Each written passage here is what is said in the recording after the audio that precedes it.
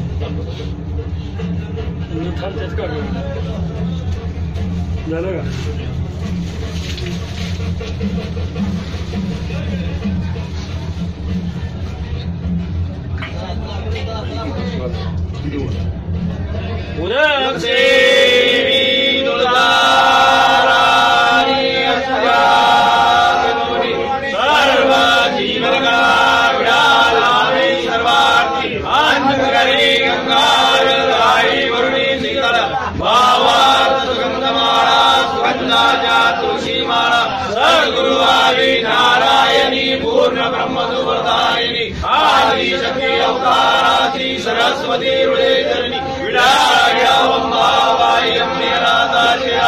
दीन भक्त इच्छिदाशी शेष प्रसाद दे वासराजा देवी मुझे लाभ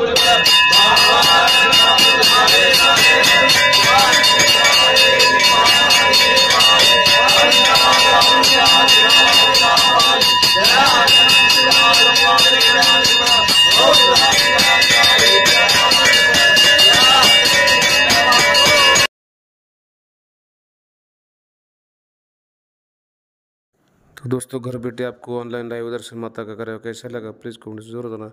अगर आपके दिल में माता के लिए प्यार है तो हमारे चैनल को सब्सक्राइब करें और ऑनलाइन पूजा करने के लिए आप मुझे इस नंबर पर कॉन्टैक्ट कर सकते हैं।